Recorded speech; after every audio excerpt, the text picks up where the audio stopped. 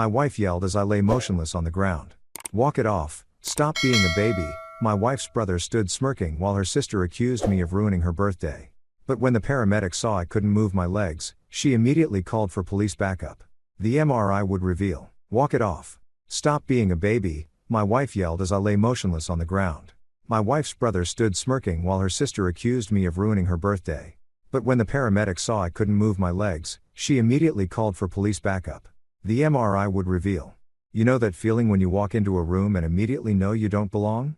That's exactly how I felt standing on Marissa's pool deck, watching the raindrops still clinging to the fancy outdoor furniture like they were scared to let go. Hell, I didn't blame them. I was scared to let go, too, but not of some overpriced patio chair. I was scared of what this whole damn party represented. The concrete under my work boots was slick, and I kept shuffling toward the edge of the pool area, trying to blend into the background like I always did at these family gatherings. My steel-toed boots felt completely out of place against all the designer sandals and boat shoes scattered around the deck. Everyone else looked like they'd stepped out of some country club catalog. And here I was in my wrinkled khakis and company polo, still smelling like the warehouse from my double shift that morning. Tracy was across the yard. And damn, if she didn't look right at home with her people. She had that laugh going, you know, the one where she throws her head back and shows off those perfect white teeth her daddy paid for. She was clutching some fancy cocktail that probably cost more than I made in a day, standing next to her brother Brent and sister Marissa like they were posing for a magazine spread. The golden children, all three of them with their perfect lives and perfect problems. I should have stayed home. Should have told Tracy I was too tired, too busy, too whatever. But you don't say no to the Hendersons when they're throwing a party. Not if you're married to one of them anyway. Not if you want to keep the peace in your own house. The party was in full swing around me. Kids splashing in the pool. Adults networking over wine and cheese that had names I couldn't pronounce. I recognized most of the faces from previous family gatherings. But recognition doesn't equal belonging. These people knew exactly what I was, Tracy's blue-collar husband who didn't quite fit their mold, the guy who fixed things and moved boxes while they moved money and made deals. I was minding my own business. Really, I was just standing there watching the water ripple in the pool, thinking about how much overtime I'd need to pull to afford the electric bill this month when I saw him coming. Brent, that swagger of his that screamed privilege and entitlement from 50 yards away. He had that look in his eyes, the same one he'd had since the day I married his sister. That look that said he was about to have some fun, and I was going to be the entertainment. Everett. His voice cut through the party chatter like a knife through butter. There's my favorite brother-in-law. Favorite and only. But who's counting? I forced a smile and gave him a nod. Hey, Brent. Hell of a party. You know what this party needs? He was grinning now. That shark-like smile that made my stomach twist. Some excitement. Some real fun. I could feel the eyes on us already. The other guests, sensing something was about to happen, turning to watch like we were the main event. This was how it always went with Brent. He needed an audience for his games, needed witnesses to his dominance. And I was always his favorite target. Come on, Everett, he called out loud enough for everyone to hear. Let's show these people some real fun. I took a step back, my boots scraping against the wet concrete. I'm good, man. Really, just enjoying the party. But Brent wasn't taking no for an answer. He never did. That's when I felt his hand clamp down on my arm. Not friendly, not playful, but possessive, like I was his property to do with as he pleased. No, I said, trying to keep my voice calm, trying not to make a scene. Brent, I'm in my work clothes, man. I don't want to. Don't be such a buzzkill. Tracy's voice cut through my protests like she was scolding a child. She didn't even look up from her conversation, just waved her hand dismissively in my direction. It's Marissa's day, Everett. Stop being so damn dramatic. Dramatic. That was always her word for me when I tried to set boundaries. When I tried to say no to her family's idea of fun. When I didn't want to be the butt of their jokes or the target of their games. Dramatic. Marissa chimed in from across the deck, her voice sharp with irritation. Seriously, Everett, can you just go along with something for once? This is supposed to be my special day. The crowd was watching now. All of them waiting to see what would happen next. Waiting to see if I'd be a good sport or if I'd ruin the party with my drama. The pressure was suffocating, but it was familiar, too. This was how it always went in Tracy's family. You played along with their games or you were the problem. Brent's grip tightened on my arm. See, even the birthday girl wants you to have some fun. Come on, little brother. Little brother. I was 34 years old, but to Brent, I'd always be the little brother who needed to be put in his place. The outsider who needed reminding of where he stood in the family hierarchy. Brent, please, I tried one more time, but my voice was drowned out by his laughter and the encouraging calls from the crowd. Someone shouted, Do it. Someone else was already pulling out their phone to record whatever was about to happen. That's when Brent spun me hard, like I was a toy, like I weighed nothing at all. The world tilted sideways and I felt my feet leave the ground. For a split second, I was airborne, completely at the mercy of momentum and gravity and Brent's idea of entertainment. I wasn't a child. I was a grown man with responsibilities and bills and a bad back from years of warehouse work. But in that moment, spinning through the air with the sound of laughter filling my ears, I felt as helpless as a kid being bullied on a playground. The edge of the pool was right behind me. I could see it rushing toward me as I spun. Could see the concrete steps that led down into the water. Hard, unforgiving concrete that didn't care about birthday parties or family dynamics or keeping the peace. This was supposed to be just a joke, right? Just Brent being Brent. Just family fun that I'd laugh about later. That's what Tracy would say afterward. What they'd all say, just harmless fun that went a little too far. But as I felt Brent's hands release me, as I felt myself falling backward toward those concrete steps, I knew this wasn't going to be funny at all. You ever have one of those moments where everything slows down like you're watching it happen to someone else? That's exactly what it felt like when Brent let go of me. 1 second I was spinning through the air like some kind of twisted carnival ride and the next I was watching myself fall backward in what felt like slow motion. My arms were flailing, trying to grab onto something, anything. But there was nothing but empty air and the sound of people laughing. The laughter was the worst part. Not the falling, not even the fear of what was coming, but hearing all these people finding my terror hilarious. Like my panic was the punchline to some joke I wasn't in on. I could see Tracy from the corner of my eye as I spun. Still holding that damn cocktail. Still wearing that expression like I was embarrassing her just by existing. Her lips were moving, probably complaining to whoever would listen about how I always had to make everything about me. Classic Tracy. Even when I was literally falling through the air, she made it about how it affected her. Time stretched like taffy as I stumbled mid-spin. My work boots trying to find purchase on the wet concrete, but finding nothing but slick surface and gravity pulling me down. My body was completely off balance. Arms windmilling uselessly as I realized with crystal clarity exactly where I was headed. The concrete steps. Jesus Christ. The concrete steps. I'd noticed them earlier when I was trying to stay out of everyone's way. 3 sharp-edged steps leading down into the shallow end of the pool. Expensive-looking stone, probably some fancy Italian marble that cost more than my truck. Beautiful to look at, but hard as hell, and completely unforgiving. My back hit those steps with a sound I'll never forget. Not a thud, not a splash, but a crack. A sharp, definitive crack that seemed to echo across the entire yard like a gunshot. The kind of sound that makes everyone stop talking, even if just for a second. But they didn't stop talking. They didn't even stop laughing. The pain was immediate and absolute. Not like when you bang your shin on a coffee table or stub your toe. This was different. This was my entire world suddenly narrowing down to one single point of agony that radiated out from my lower back like lightning. I tried to suck in air, but my lungs felt like they'd forgotten how to work. I was lying there on those damn steps, half in the pool, half out. My work shirt soaked through and clinging to my skin. The water was warm against my back, but I couldn't feel anything below my waist. Nothing. Like someone had just erased the bottom half of my body. Walk it off, Everett, Tracy's voice cut through the haze of pain and shock. She was actually shouting at me, her voice sharp with irritation and embarrassment. You're embarrassing us. Don't be such a baby. A baby? I couldn't feel my legs, couldn't breathe properly, and she was calling me a baby in front of all her friends and family. I tried to turn my head to look at her, try to make her understand that something was seriously wrong, but she wasn't even looking at me. She was looking at her guests, probably trying to gauge how much damage control she'd need to do. Marissa's voice joined in from somewhere near the patio. Of course, she said, her tone dripping with frustration. Of course, he pulls this drama on my birthday. My one special day. And he has to make it all about him. My one special day. Like I planned this. Like I'd asked Brent to grab me and throw me into her fancy pool steps just to steal her thunder. The absurdity of it would have been funny if I could feel anything below my waist. I tried to speak, tried to tell them that something was really wrong, but my voice came out as barely a whisper. I can't move my legs. The words hung in the air for a moment, but nobody seemed to hear them over the sound of their own complaints and excuses. Brent was somewhere behind me, probably trying to figure out how to spin this into another joke. The other guests were starting to drift back to their conversations. The entertainment apparently over. But then everything changed. Samantha, one of Marissa's friends, who I'd barely noticed before, suddenly appeared beside me. While everyone else was bitching and moaning about their ruined party, she was actually looking at me.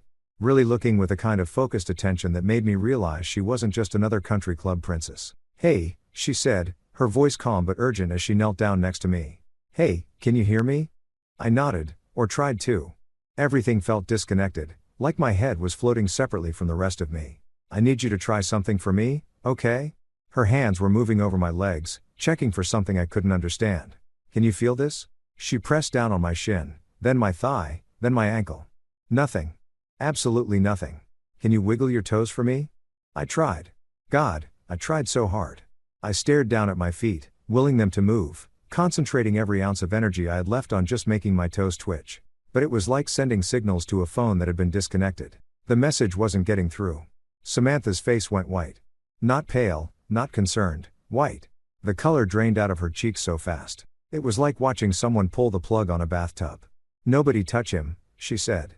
Her voice suddenly carrying the kind of authority that made everyone stop what they were doing. Nobody move him at all. The laughter died. Finally, blessedly, the laughter died. What's wrong with him? Tracy's voice had changed now, less irritated and more worried. Like maybe she was starting to realize this wasn't just me being dramatic. This could be spinal, Samantha said, already pulling out her phone. This could be really, really bad. Spinal? The word hung in the air like a death sentence. I knew what that meant, even through the shock and pain. I'd seen enough movies, heard enough stories. Spinal meant wheelchairs. Spinal meant never walking again. The concrete steps were still digging into my back, but I couldn't feel them anymore. Couldn't feel the warm pool water lapping at my sides. Couldn't feel my legs at all. Just dead weight. Just nothing. The shift in the air was instant. One moment, everyone was treating this like some slapstick comedy routine. And the next, Samantha's voice cut through the party chatter like a scalpel through skin. Everyone back up. Now, she wasn't asking. She was commanding. And something in her tone made even Brent shut his mouth for once. I mean it. Get away from him. Nobody touches him. Nobody moves him. Nobody does anything. I was still lying there on those concrete steps feeling like I was watching this whole scene unfold from somewhere outside my own body. The pool water was getting warmer around me. Or maybe I was just getting colder. Hard to tell when half your body has basically gone offline. Samantha was crouched next to me, her hands hovering over me, but not quite touching, like I was some kind of bomb that might go off if she made the wrong move. Her face was dead serious now, none of that polite party smile she'd been wearing earlier. What's your name? She asked me, her voice steady and professional. Everett, I managed to croak out. My voice sounded weird, like it was coming from someone else's throat. Okay, Everett. I'm Samantha. I'm a paramedic and I need you to listen to me very carefully. You're going to be okay, but I need you to stay very, very still. Can you do that for me? A paramedic? Thank God. Finally, someone who knew what the hell they were doing instead of just standing around making jokes about my pain. Can you feel this? She touched my leg again, pressing firmly against my calf. I stared down at her hand, willing myself to feel something, anything. But it was like watching someone touch a mannequin. I could see it happening, but there was no sensation, no connection between what my eyes were seeing and what my body should have been feeling. No, I whispered. Nothing. She nodded grimly and pulled out her phone. But before she could dial, Brent decided to open his big mouth again. Come on, Sam, he said with that forced laugh that meant he was starting to get nervous. It was just horseplay, guys. Probably just winded, you know? Maybe pulled a muscle or something. Horseplay. Jesus Christ. He was still calling it horseplay. Samantha didn't even look at him. Brent, I need you to shut up and step back right now. Hey, there's no need to be. There's every need. Her voice was ice cold. You just threw a grown man backward into concrete steps. He can't feel his legs. This is not horseplay. This is a medical emergency. And if you don't get out of my way so I can help him, I'm going to have you arrested for interfering with medical care. That shut him up real quick. Brent's face went from cocky to pale in about 2 seconds flat. Good. Maybe now he was starting to understand that this wasn't just another one of his stupid pranks. Tracy, on the other hand, was still in full denial mode. She came stumbling over, that cocktail still clutched in her perfectly manicured hand like it was some kind of security blanket. Samantha, don't you think you're being a little dramatic?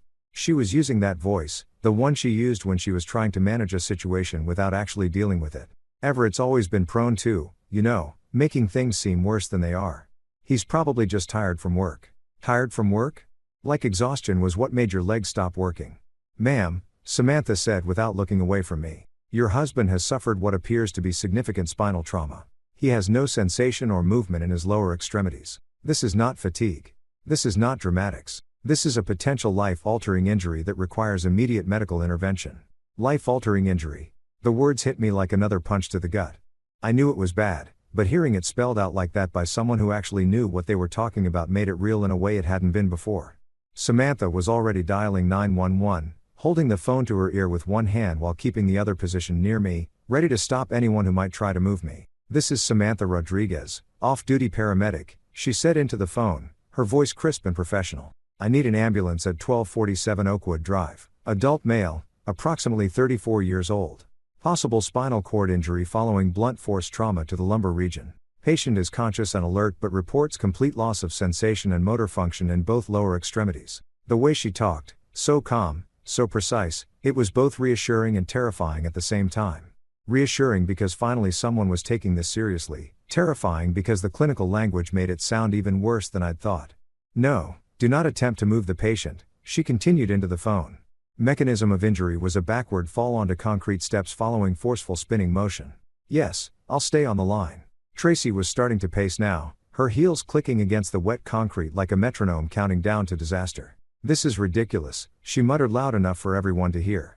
"He's going to be fine. He's always fine. This is just Everett being Everett."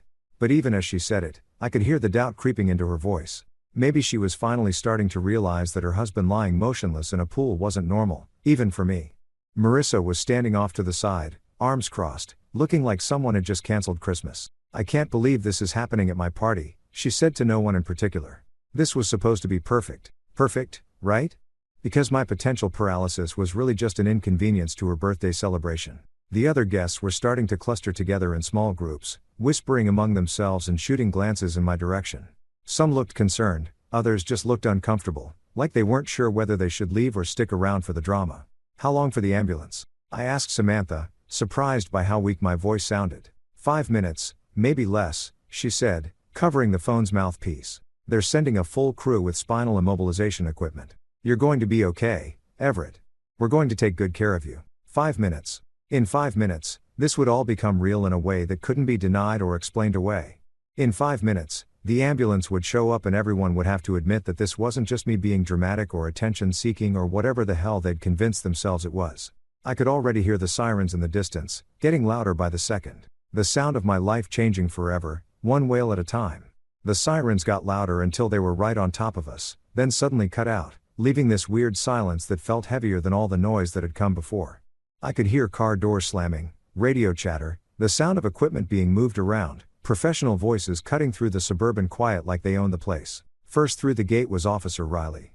I could see his name tag when he knelt down next to Samantha. Big guy, probably in his 40s, with the kind of calm demeanor that comes from seeing too much to get rattled by anything. His uniform was crisp, his badge polished, and he had that cop look in his eyes, the one that misses nothing and judges everything. "What do we have here?" he asked Samantha, but his eyes were already scanning the scene, taking in the wet concrete, the pool, the crowd of overdressed people standing around looking uncomfortable. "Adult male, spinal trauma from a fall," Samantha said, still in full professional mode. "Witnessed event. No sensation or movement below the waist." Riley nodded and pulled out a small notebook. "And you are?" "Samantha Rodriguez, paramedic with Metro West. I'm off duty, but I was here when it happened." The ambulance crew came through the gate next. 2 women in matching Navy uniforms, moving with that practiced efficiency that emergency responders get after years of dealing with other people's worst days. The older one, a black woman with silver-streaked hair and kind eyes, knelt down beside me while her partner started unpacking equipment from a bright yellow bag. "Hi there, I'm Cassidy," she said, her voice warm but professional. "I'm going to be taking care of you today." "What's your name, sir?" "Everett," I managed. My mouth felt dry as sand and my voice sounded like it was coming from the bottom of a well. "Okay, Everett, can you tell me what happened here?" This was it. The moment of truth. I could feel everyone's eyes on me, Tracy, Brent, Marissa, all the party guests who'd been laughing just minutes ago. They were all waiting to see what story I'd tell. Probably hoping I'd downplay it, make it sound like an accident, keep the peace like I always did. But lying there on those concrete steps, unable to feel half my body, something had shifted inside me. Maybe it was the pain, maybe it was the fear, or maybe it was just finally having someone, several someones, who were actually listening to me instead of telling me to walk it off. "Brent picked me up and threw me," I said, the words coming out clearer and stronger than I'd expected. I told him no. I told him I didn't want to do it. He grabbed me anyway, spun me around, and threw me backward into these steps. I can't move my legs. The silence that followed was deafening. I could practically hear Tracy's jaw drop, could feel Brent's panic radiating across the deck like heat from a fire. This wasn't the story they wanted me to tell. This wasn't me being a good sport about their family fun. Cassidy nodded calmly and looked over at Officer Riley. You getting this? Every word, he said, scribbling in his notebook. Then he looked up at the crowd. I'm going to need to speak with everyone who witnessed what happened. Nobody leaves until I've gotten statements from all of you. That's when Tracy decided to make her move. She came clicking over in those ridiculous heels, still holding that damn cocktail like it was some kind of prop.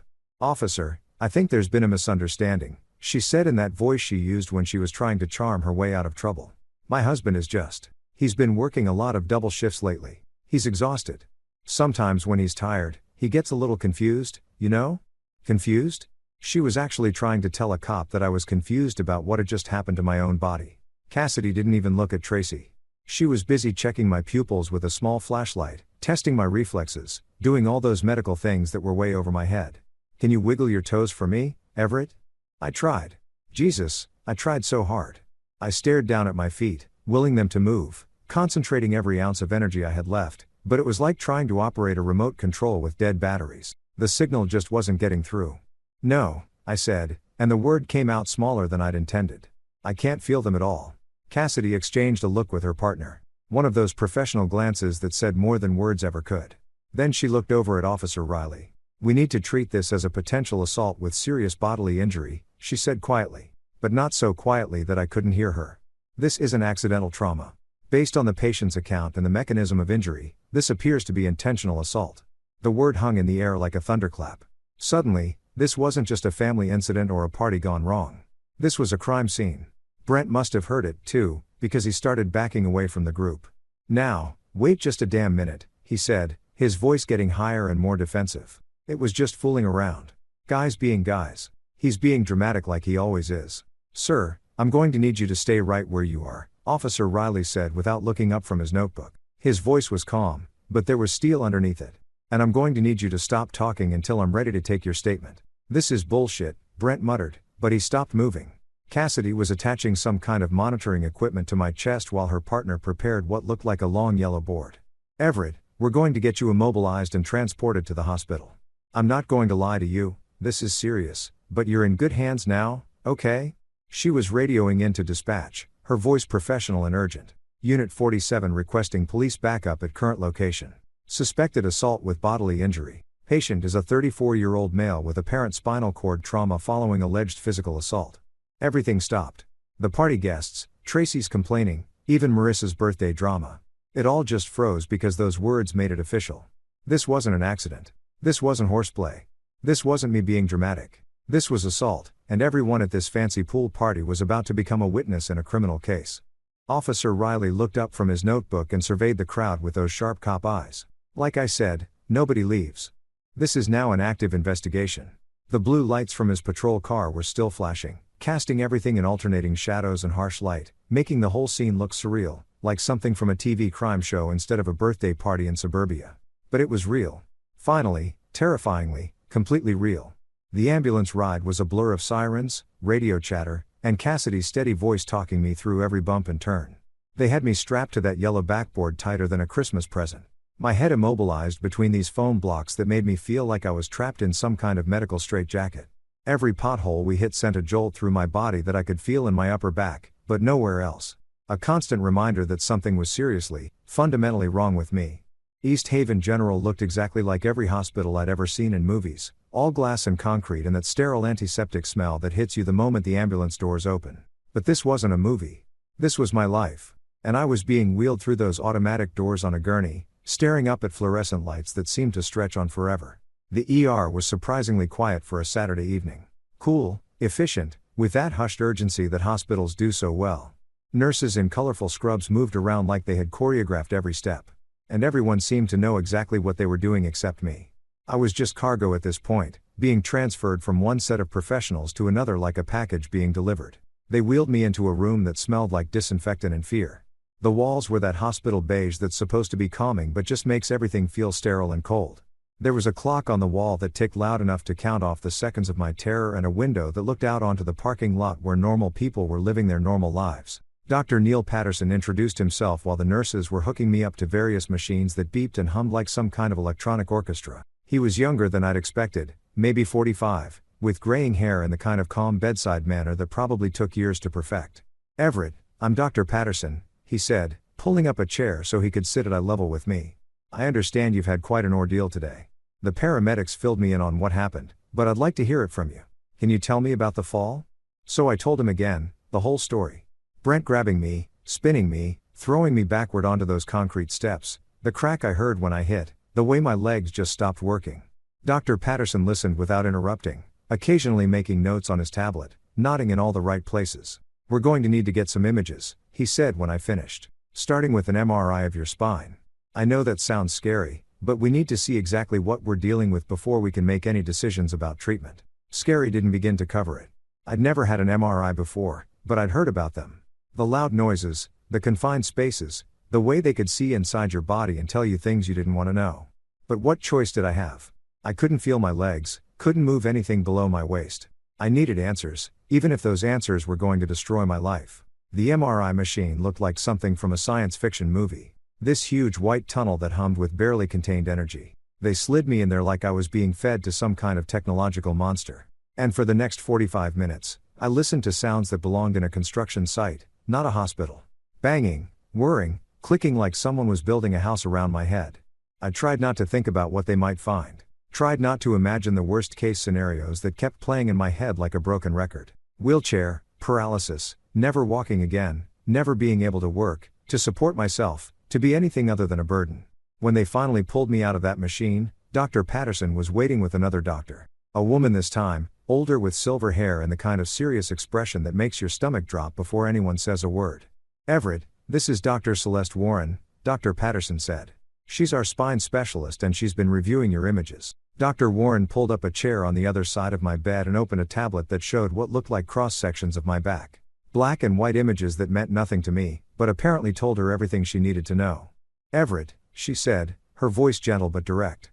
You have a fresh fracture in your lumbar spine, specifically at the L2 vertebra. That's what's causing your current symptoms. A fracture? I'd broken my back. The words hit me like another fall, another crack against concrete. But Dr. Warren wasn't finished. However, that's not all we found. She swiped to different images on her tablet, pointing to areas that looked damaged, even to my untrained eye. We discovered 3 older fractures in your spine as well. L4, T9, and T11. These are old injuries, Everett. Some of them appear to be months old, possibly even years. The room started spinning. Not metaphorically, literally spinning like I was back on that pool deck being thrown around by Brent. But this was worse than being thrown. This was my entire past being rewritten in black and white medical images. Old injuries? I managed to whisper. Yes, Dr. Patterson said, leaning forward. All of these fractures show signs of repeated blunt force trauma. They're in different stages of attempted healing, which suggests they occurred at different times over an extended period. Repeated blunt force trauma. The clinical language made it sound so sterile, so objective. But I knew what it meant. All those times Brent had played with me. All those falls downstairs that Tracy said were just me being clumsy. All those times I'd hit walls or furniture during his games and been told I was being dramatic when I complained about the pain. My spine had been keeping score this whole time. Every shove, every throw, every accident that wasn't really an accident. It was all there in those MRI images, documented in bone and tissue like a medical rap sheet. The trampoline, I said suddenly, the memory hitting me like a physical blow. Last summer, Brent said we should wrestle on the trampoline. I fell off, hit the frame. Tracy said I was fine. The stairs, I continued, more memories flooding back. 3 months ago, I fell down the stairs at their house. Brent said I tripped, but he was right behind me. I couldn't sit up straight for a week. Dr. Warren and Dr. Patterson exchanged a look that I was starting to recognize. The look that meant they'd seen this before, that they knew exactly what those old fractures represented. Everett, Dr. Warren said quietly. Your spine is telling us a story, and it's not a story about accidents. The knock on my hospital room door came around 8 that evening. Just as the nurses were switching shifts and the hallway was getting that quiet, settled feeling that hospitals get after visiting hours. I was still processing everything the doctors had told me. Trying to wrap my head around the fact that my own body had been documenting years of abuse without me even realizing it. Everett? A woman's voice, professional but not unkind. I'm Detective Annika Ford with the Metro Police Department. Mind if I come in? Detective Ford was not what I'd expected. Maybe it was all those cop shows on TV, but I'd been picturing some grizzled old guy with a 5 o'clock shadow and a bad attitude. Instead, she was maybe 40, with short natural hair and intelligent brown eyes that seemed to take in everything at once. She wore a simple black blazer and carried herself with the kind of quiet confidence that comes from knowing exactly what you're doing. Officer Riley asked me to follow up on what happened at the party today, she said, pulling up the visitor's chair and settling in like she had all the time in the world. How are you feeling? Like I got hit by a truck, I said, which was probably the most honest thing I'd said all day. Except the truck's name was Brent, and apparently it's been hitting me for years. She smiled at that. Not a happy smile, but the kind of smile that said she'd heard worse stories and wasn't shocked by mine. I've been doing this job for 15 years, Everett. I've seen a lot of things. What I'm seeing here tonight is a pattern, and patterns tell stories. She pulled out a tablet and opened what looked like a video file. Before we get into the details, I want to show you something. One of the guests at the party recorded what happened. Are you up for watching it? I nodded, even though part of me didn't want to see it. Didn't want to watch my own humiliation and pain played back in high definition. But another part of me, the part that had been called dramatic and attention-seeking for years, needed to see the proof. The video was shaky, obviously shot on someone's phone, but it captured everything. There I was standing by the pool in my work clothes, clearly trying to stay out of the way. You could see me backing up when Brent approached. Could hear me saying no. Could see the exact moment when he grabbed my arm. Anyway, let's show these people some real fun.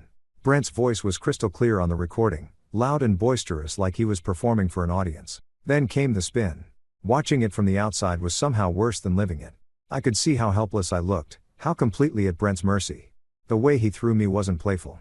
It was violent, deliberate, like he was trying to hurt me and didn't care who saw it. The crack when I hit those concrete steps was audible even through the phone's tiny speaker, sharp and final like a gunshot. And then came the worst part, the laughter. So much laughter while I lay there unable to move. Stop being such a baby. Tracy's voice cut through the recording, dripping with contempt and embarrassment. You could see her in the background, rolling her eyes, more concerned about what the other guests thought than about her husband lying motionless in the pool. Detective Ford paused the video. What do you see when you watch this, Everett? I see assault, I said, surprised by how steady my voice sounded. I see my brother-in-law attacking me while my wife stood by and let it happen. That's exactly what I see, too.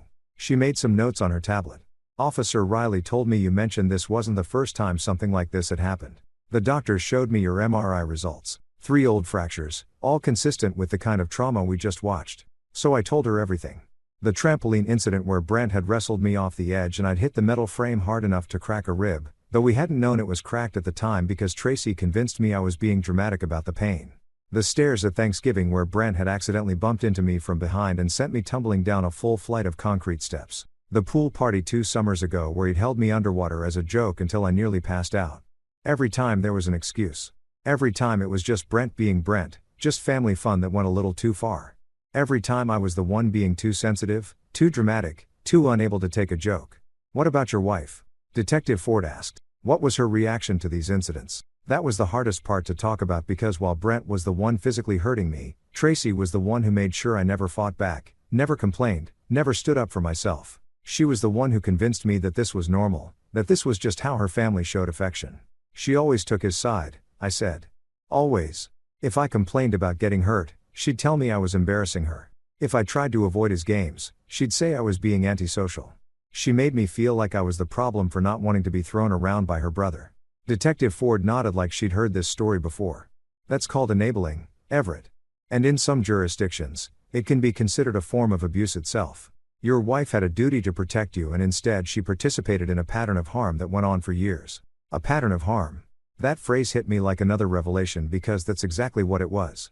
Not a series of accidents or pranks gone wrong, but a deliberate, sustained campaign of violence that had been normalized and excused until I didn't even recognize it as abuse. The good news, Detective Ford continued, is that we have everything we need to make this case. The video evidence is clear and unambiguous. The medical evidence shows a documented pattern of injuries. We have witness statements from the party guests, including the paramedic who treated you. She paused and looked at me directly. Based on the evidence, we're filing charges against Brent for assault with bodily harm. Given the severity of your injuries and the pattern we've uncovered, we're also looking at charges of aggravated assault and potentially domestic violence by proxy. What about Tracy? I asked. That's more complicated, but we're building a case for spousal neglect and obstruction of justice. She actively prevented you from seeking help for previous injuries and created an environment where the abuse could continue unchecked. I felt something I hadn't felt in years, validation. Someone with authority was finally telling me that what had happened to me was wrong, That I wasn't being dramatic or oversensitive. That I deserved better than being used as entertainment by my wife's family. What happens now? I asked. Detective Ford closed her tablet and stood up. Now we make sure this never happens to you again. And we make sure Brent faces consequences for what he's done, not just today, but for years. She handed me her card. If you remember anything else, any other incidents, call me. Your spine has been keeping records, Everett. Now it's time for the legal system to do the same. The news that they'd arrested Brent hit the family like a bomb going off in a quiet neighborhood. I found out around midnight when Tracy came storming into my hospital room. Her face red with fury and her voice shaking with the kind of rage I'd seen her direct at store clerks and restaurant servers, but never quite at me. Do you have any idea what you've done? She hissed, keeping her voice low enough that the nurses wouldn't hear, but loud enough that I got the full force of her anger. They arrested my brother, Everett. They put him in handcuffs in front of the neighbors. Mrs. Henderson was outside watering her plants and saw the whole thing. Mrs. Henderson. Of course, that's what she was worried about, what the neighbors would think, how this would look to her precious social circle. Not that her husband was lying in a hospital bed with a broken spine, but that the family's reputation might take a hit. Tracy, I started, but she cut me off with a wave of her hand. Don't. Just don't. This is exactly the kind of drama I should have expected from you. You couldn't just let it go, could you? Couldn't just accept that it was an accident and move on like a normal person would. An accident. Even now, even with me lying here paralyzed from the waist down, she was still calling it an accident. Like the MRI images showing years of fractures were somehow my imagination. Like the video evidence was some kind of elaborate hoax I'd staged for attention. The doctors found 3 other fractures in my spine, I said, trying to keep my voice calm and reasonable. Old ones, Tracy. From all those other times your brother played with me. This isn't about one incident. This is about years of abuse that you helped cover up. Her laugh was sharp and bitter. The kind of sound that could cut glass. Abuse? Oh, that's rich. You're calling normal family roughhousing abuse now. Jesus Christ, Everett.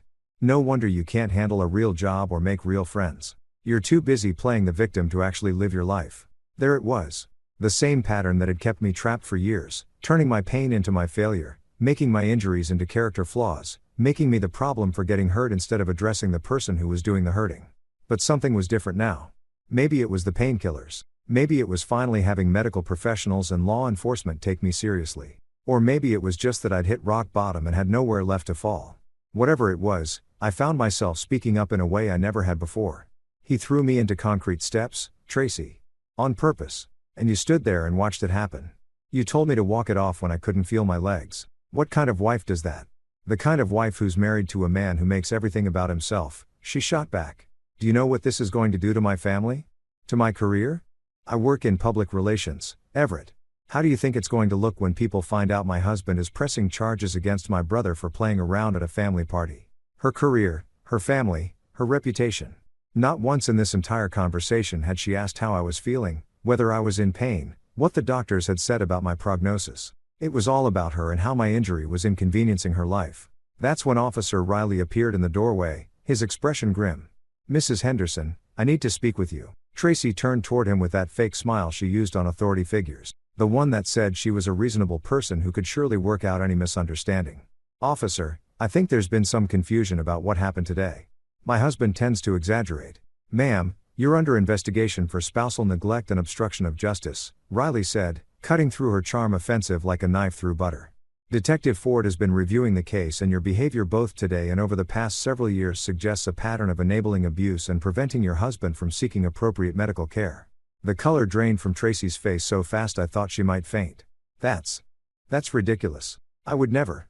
You told a man with a spinal injury to walk it off, Riley continued.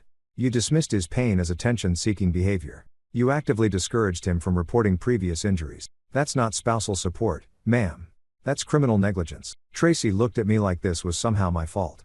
Like I'd orchestrated this whole thing just to make her life difficult. Everett, tell him. Tell him I'm not. Tell him this is all a misunderstanding. But I couldn't because it wasn't a misunderstanding. It was exactly what it looked like, a woman who'd spent years enabling her brother's violence against her husband because it was easier than confronting the truth about her family. The explosion came around 2 a.m. Not literally, though it felt like it, but emotionally when my phone started buzzing with text messages from Tracy's extended family. Marissa was furious that her birthday party had been ruined by my drama. Their parents were threatening to sue me for defamation. Cousins and aunts and uncles I barely knew were weighing in with their opinions about what a troublemaker I was. How I'd always been jealous of Brent, how I was tearing the family apart with my lies. The messages kept coming, each one more vicious than the last. They painted me as a manipulative, attention-seeking liar who'd fabricated years of abuse just to destroy an innocent man's life. They said I was weak, pathetic, undeserving of the Henderson family name. They said Tracy deserved better than a husband who would betray her family like this. I was drowning in their anger, suffocating under the weight of their collective denial. When I heard a knock at my door, soft, tentative, nothing like the aggressive entrance Tracy had made earlier. "Everett?" The voice was familiar, but distant, like hearing someone calling your name from the other side of a lake. "It's Talia. My sister."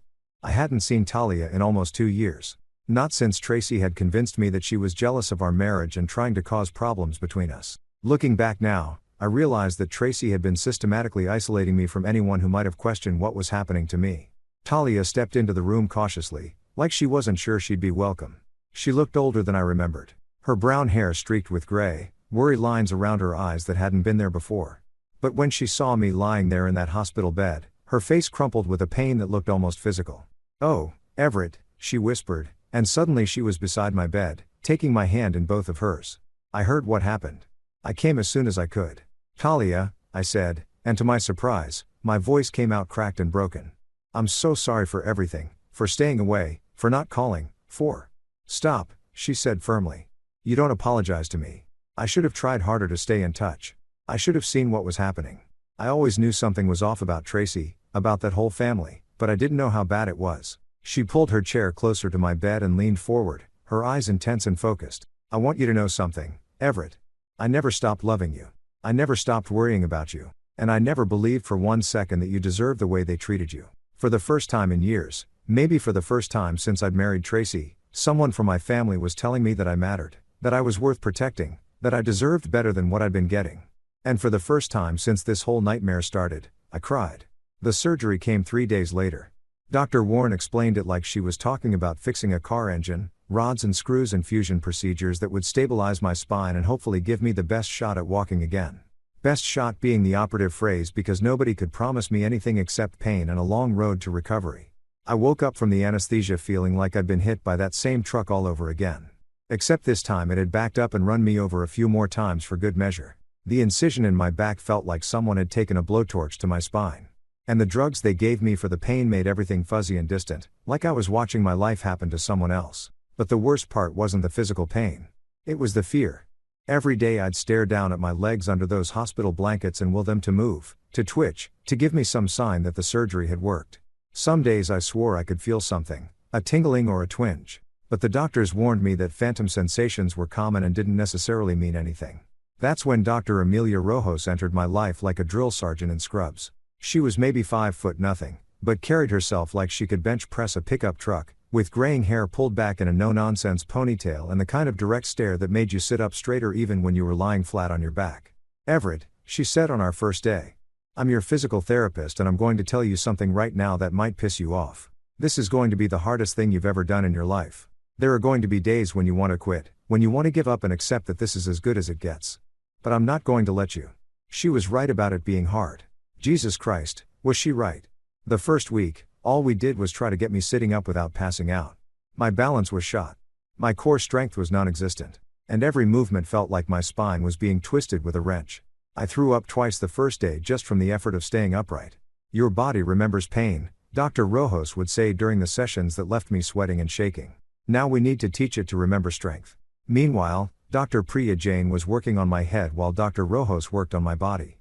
She was younger than I'd expected for a trauma counselor, maybe 35, with kind eyes behind wire-rimmed glasses and a voice that made you feel like you could tell her anything. "You weren't weak," she told me during one of our sessions. "You were systematically manipulated to believe you deserved the treatment you received. That's not weakness, Everett. That's psychological abuse. And it's just as real as the physical injuries." She helped me put words to things I'd never been able to articulate. The way Tracy would gaslight me into thinking my pain wasn't real. The way Brent's games always seemed to escalate when I tried to set boundaries. The way the whole family would close ranks and make me feel crazy for objecting to behavior that any normal person would recognize as abusive. The breakthrough came 6 weeks after surgery. I was in the physical therapy room, strapped into this contraption that was supposed to help me learn to balance again when Dr. Rojos told me to try to stand. I'd been trying to stand for weeks with no success, my legs hanging like dead weight, no matter how hard I concentrated. But something was different that day. When I focused all my energy on pushing down through my feet, I felt something. Not normal sensation, not anything close to what I used to feel, but something, a connection between my brain and my legs that hadn't been there before. Holy shit, I whispered as I managed to support some of my own weight for about 3 seconds before collapsing back into the safety harness. Dr. Rojas was grinning like she'd just won the lottery. Did you feel that? I felt something, I said. And for the first time since this whole nightmare started, I felt something else, too. Hope. The courthouse was nothing like I'd expected. Maybe I'd watched too many legal dramas, but I'd pictured something grand and intimidating. Instead, it was just a regular building with fluorescent lights and worn carpet that smelled like old coffee and anxiety. But walking into that courtroom with my cane and my unsteady gait felt like walking into the most important moment of my life. Brent's lawyer was exactly what you'd expect from someone defending a rich kid's assault case: expensive suit, slicked back hair, and the kind of condescending smile that said he thought this whole thing was beneath him. During opening statements, he painted Brent as a fun-loving family man whose harmless prank had been blown out of proportion by an oversensitive brother-in-law with a history of dramatic behavior. "Ladies and gentlemen of the jury," he said, gesturing toward Brent like he was showcasing a prize pupil. "This was nothing more than typical family horseplay that unfortunately resulted in an accident. My client never intended to cause harm. And the prosecution's attempt to criminalize normal sibling behavior is frankly ridiculous." Normal sibling behavior. Even in a courtroom, they were still trying to make this my fault for not being able to take a joke. But then the evidence started rolling in and their story fell apart like a house of cards in a hurricane. The prosecutor, a sharp woman named Sandra Martinez, methodically laid out the case piece by piece. First came the video footage from the party, played on a big screen where everyone could see exactly how violent Brent's prank had been. The courtroom was dead silent as they watched me being spun and thrown like a rag doll. You could hear Brent's laughter on the recording, could see the deliberate force he used, could watch the exact moment my body slammed into those concrete steps. There was nothing playful about it. Then came Dr. Warren with the MRI images. She put up those black and white pictures of my spine on a screen and walked the jury through each fracture like she was reading a medical textbook. 3 previous fractures, all consistent with blunt force trauma. L4, T9, T11. These injuries occurred over a period of several years and show a clear pattern of repeated abuse. When it was my turn to testify, I was terrified my voice would shake or I'd stumble over my words. But as I sat in that witness chair looking out at the jury, something clicked. These people deserved to hear the truth. Not the sanitized family version, not the victim blaming I'd been fed for years, but the actual truth about what had happened to me. I told them about the trampoline incident, the stairs, the pool games that weren't really games. I explained how every injury had been dismissed. Every complaint had been turned back on me as evidence of my weakness or dramatic nature. "Brent didn't just hurt me that day at the pool," I said, my voice steady and clear. "He'd been hurting me for years, and my wife's family had been teaching me that it was my fault for not being tough enough to take it." Dr. Jane's testimony was devastating. She explained trauma bonding, gaslighting, and the psychological manipulation that keeps abuse victims trapped in cycles of violence. She made it clear that my reluctance to fight back or report previous incidents wasn't weakness. It was a predictable response to sustained psychological abuse. The jury deliberated for less than 3 hours. When they read the verdict, guilty on all counts, Brent's face went white. His lawyer immediately started talking about appeals, but the judge wasn't having it. "Mr. Henderson," Judge Patricia Monroe said, looking directly at Brent, "you have shown a pattern of violence toward your brother-in-law spanning several years. Your actions were deliberate, calculated, and resulted in serious bodily harm. This court sentences you to 5 years in state prison." Tracy got 18 months probation and court-ordered counseling for enabling abuse. As they led Brent away in handcuffs, Judge Monroe's closing words echoed through the courtroom. "You mocked his pain, dismissed his suffering, and treated him as less than human. But he survived your cruelty, and now justice has been served." 18 months later, I'm standing in my own kitchen making coffee in my own apartment, and I still can't quite believe this is my life now. The place isn't much, a 1-bedroom in a decent neighborhood with hardwood floors that creak when I walk and windows that actually let in sunlight, but it's mine. Nobody here tells me I'm being dramatic when I need to rest my back. Nobody dismisses my pain or makes jokes about my limp. The limp is permanent, according to Dr. Warren. Some days it's barely noticeable. Other days I need the cane to get around without looking like I'm drunk. But I'm walking, against all odds. Against the initial prognosis that had me preparing for life in a wheelchair. I'm walking on my own 2 feet. The job at the Metro Men's Outreach Center started as volunteer work. Something Dr. Jane suggested to help me process my own trauma by helping others work through theirs. Turns out there are a lot of guys out there who've been told their pain doesn't matter. Who've been convinced that speaking up about abuse makes them weak or dramatic. You taught me to trust the quiet ones, Samantha told me last week when she stopped by the center. She's working as a trauma nurse now at East Haven General, and she makes a point of really listening to patients who aren't making a lot of noise about their pain. The ones who say they're fine when they're clearly not fine. You taught me that quiet doesn't mean okay. I still get emails from Tracy. She's in therapy now, court ordered at first, but she says she's continuing it voluntarily. Her messages have evolved from angry blame to something that might eventually resemble an apology, though we're not there yet. Her latest email accused me of wrecking everything by pressing charges, but there was less venom in it than before. Maybe that's progress. I don't respond to her messages anymore. Dr. Jane calls it protective boundaries, and I call it sanity. I didn't wreck anything. I just finally told the truth about what was already broken. The MRI scans are framed on my wall. Now, I know that sounds weird, but hear me out. Those black and white images of my fractured spine aren't just medical records. They're proof. Proof that I wasn't making it up, wasn't being dramatic, wasn't weak for not fighting back. Every crack in those vertebrae is documentation of survival. Sometimes people ask me if I'm angry about the years I lost, the pain I endured, the family that threw me away rather than acknowledge what they'd done to me. The honest answer is that some days I am angry, but mostly I'm just grateful. Grateful that Samantha knew what she was looking at when I couldn't move my legs. Grateful that Dr. Warren could read the story my spine was telling. Grateful that Detective Ford believed me when I finally found the courage to speak up. I was told to walk it off, to stop being a baby, to quit making everything about me. Now I walk on my own terms, at my own pace, toward a future I'm building for myself. Every step I take is proof that they were wrong about me. My spine may have been broken, but my voice is whole now, and that makes all the difference. Therapeutic for me. You're just even able, it's like a release. And sometimes when you write something, you either see how important it is or how silly it is to you at the same time, but it's out of your system and you could burn it, do whatever. And then I used to write, I would